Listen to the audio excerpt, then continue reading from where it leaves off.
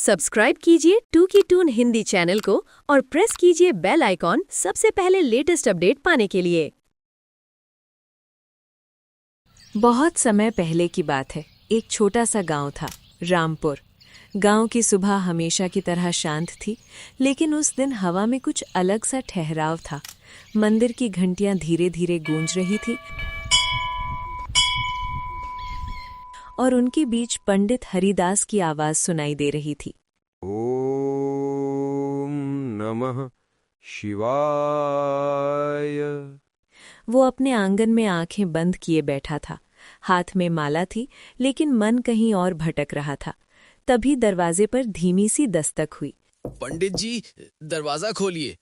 हरिदास ने आंखें खोली, हल्की झुंझलाहट के साथ उठा और बोला, कौन है इतनी सुबह? सामने एक गरीब किसान खड़ा था, कपड़े धूल से भरे हुए, चेहरा थका हुआ और उसकी गोद में एक छोटा बच्चा था जिसकी सांसें धीमी थीं। किसान ने कांपती आवाज में कहा, पंडित जी, मेरा बेटा बहुत बीमार है, रात भर से तड़प रहा है, कृपया उसके लिए पूजा कर दीजिए। हरिदास ने एक पल के लिए बच्चे की ओर देखा, फिर उसकी नजर किसान के फटे कपड़ों पर टिक गई। उसने बिना किसी भाव के पूछा, दक्षिणा कितनी दोगे? किसान का गला सूख गया। पंडित जी, पैसे नहीं है, खेत सूख गए, बस थोड़ा सा अनाज दे सकता हूँ। हरिदास का चेहरा सख्त हो गया।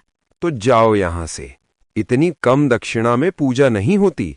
किसान की आंखें भर आईं। उसने एक कदम आगे बढ़कर कहा, पंडित जी, मेरा बच्चा मर जाएगा। हरिदास ने दरवाजे को थोड़ा और बंद करते हुए कहा, मैं कुछ नहीं कर सकता, जाओ। और फिर वो आकर बैठ गया। बाहर खड़ा किसान कुछ पल तक उसी दरवाजे को देखता रहा, फिर अपने बेटे को सीने से लगाकर धीरे धीरे चल पड़ा। बेटा, कुछ नहीं होगा, मैं हूं ना। लेकिन उसकी आवाज में खुद ही भरोसा नहीं था। दिन बीतते गए। एक दोपहर गांव में हलचल मच गई। हरिदास ने एक व्यक्ति से पूछा, क्या हुआ? तो उसने बताया, एक बड़ा व्यापारी आया है, बहुत धनवान है। कुछ ही देर में वही व्यापारी हरिदास के दरवाजे पर पहुंचा। पंडित जी। हरिदास तुरंत बाहर आया। इस बार उसके चेहरे पर मुस्कान थी। आइए आइए। व्यापारी ने कहा, मुझे एक विशेष पूजा करवानी है, ऐसी कि मेरे सारे काम सफल हो जाएं। हरिदास ने तुरंत जवाब दिया, अवश्य, पूरी विधि विधान से होगी। व्यापारी ने धीरे से जोड़ा, और दक्षिणा की चिंता मत कीजिए। हरिदास की आंखों में चमक आ गई। फिर तो पूजा भव्य होगी। अगले दिन पूरे घर में तैयारी होने लगी। घी लाओ, दीपक सजाओ, फूल ताजे होने चाहिए। हरिदास बार बार निर्देश दे रहा था। पूजा शुरू हुई। ओम स्वाहा ओम। उसकी आवाज ऊंची, प्रभावशाली और पूरी श्रद्धा से भरी हुई लग रही थी। लोग देख रहे थे और आपस में कह रहे थे, क्या भक्ति है। लेकिन उसी समय हरिदास के मन में एक और आवाज चल रही थी, आज बहुत मिलेगा, बहुत। घंटों तक पूजा चली। अंत में व्यापारी ने एक बड़ा भारी संदूक उसके सामने रख दिया।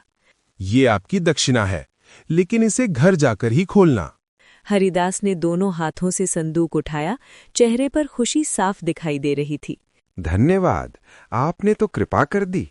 घर पहुंचते ही उसने दरवाजा बंद किया, चारों तरफ देखा, फिर जल्दी से संदूक के पास बैठ गया। देखते हैं कितना खजाना है। जैसे ही उसने ढक्कन उठाया, अंदर से एक अजीब सी आवाज आई और अगले ही पल सांप, बिच्छू और जहरीले कीड़े बाहर निकलने लगे। हरिदास पीछे हट गया। आह, ये क्या है, बचाओ। वो घबराकर उठने की कोशिश करने लगा, लेकिन उसका शरीर कांप रहा था। वो किसी तरह दरवाजे से बाहर भागा और जमीन पर गिर पड़ा। कोई मुझे बचाओ। उसका दिल इतनी तेज धड़क रहा था कि उसे लगा अभी रुक जाएगा। तभी एक शांत गहरी आवाज उसके कानों में पड़ी, हरिदास। उसने डरते हुए सिर उठाया। कौन है? उसके सामने एक साधु खड़ा था, आंखों में तेज, चेहरे पर शांति। डर क्यों रहे हो? हरिदास कांपते हुए बोला, मुझे बचा लीजिए, मैंने क्या किया है? साधु की आवाज भारी हो गई। तुमने उस गरीब की मदद नहीं की, तुमने भगवान को पैसे में तोला, तुमने भक्ति को व्यापार बना दिया। हरिदास की आंखों के सामने अचानक वो दृश्य घूमने लगे। किसान, उसका बीमार बेटा, उसकी विनती और उसका अपना कठोर चेहरा। वो रो पड़ा। मुझसे गलती हो गई, मुझे माफ कर दीजिए। साधु ने कहा, आज जो देखा वही तुम्हारे लालच का फल है। जब तक तुम नहीं बदलोगे तुम्हें शांति नहीं मिलेगी। ये कहकर साधु जैसे हवा में विलीन हो गया। हरिदास कुछ देर तक वहीं बैठा रहा। उसके हाथ कांप रहे थे, आंखों से आंसू बह रहे थे। मैंने क्या कर दिया? अगली सुबह सूरज की पहली किरण के साथ हरिदास उठ खड़ा हुआ। उसके चेहरे पर रात की थकान थी, लेकिन आंखों में एक नया संकल्प। वो सीधे किसान के घर पहुंचा, दरवाजा खटखटाया। भाई, दरवाजा खोलो। अंदर से धीमी आवाज आई। कौन है? मैं हरिदास। पंडित जी, आप? हरिदास ने हाथ जोड़ दिए। मुझे माफ कर दो, मैंने बहुत गलत किया। आज मैं तुम्हारे बेटे के लिए पूजा करूंगा, बिना किसी दक्षिणा के। किसान की आंखें भर आईं। पंडित जी, आपने तो उस दिन... हरिदास ने बीच में ही कहा, मुझे अपनी गलती का एहसास हो गया है, बस एक मौका दे दो। किसान ने धीरे से सिर हिलाया। अंदर आइए। घर के अंदर सन्नाटा था। बच्चा बिस्तर पर लेटा था, सांसें अभी भी कमजोर थीं। हरिदास उसके पास बैठ गया, हाथ जोड़कर आंखें बंद की। हे प्रभु, मैंने गलती की है, लेकिन इस बच्चे को मत सजा दीजिए, इसे ठीक कर दीजिए। उसकी आवाज धीमी थी, लेकिन इस बार इसमें सच्चाई थी। वो लगातार मंत्र पढ़ रहा था। ओम शांति शांति। समय जैसे थम गया था। थोड़ी देर बाद किसान ने बच्चे का माथा छुआ और धीरे से बोला, पंडित जी, इसका बुखार कम हो रहा है। हरिदास की आंखों से आंसू बह निकले। धन्यवाद प्रभु। उस पल उसे जो शांति महसूस हुई वो उसने पहले कभी नहीं महसूस की थी। दिन बीतते गए, गांव में बातें फैलने लगी। सुना तुमने? पंडित जी बदल गए हैं। अब वो गरीबों से कुछ नहीं लेते, सबकी मदद करते हैं। हरिदास अब हर घर जाता, बिना भेदभाव के पूजा करता, लोगों की मदद करता। कोई पूछता, पंडित जी, दक्षिणा? तो वो मुस्कुराकर कहता, जो मन करे दे देना, नहीं भी दोगे तो चलेगा। लोग हैरान थे, लेकिन खुश भी। एक दिन उसका वही शिष्य बोला, गुरुजी, अब आप पैसे की बात क्यों नहीं करते? हरिदास हल्की मुस्कान के साथ बोला, क्योंकि अब समझ आया है, असली धन पैसा नहीं, मन की शांति है। और फिर धीरे से जोड़ा, और वो सिर्फ सच्ची भक्ति से मिलती है।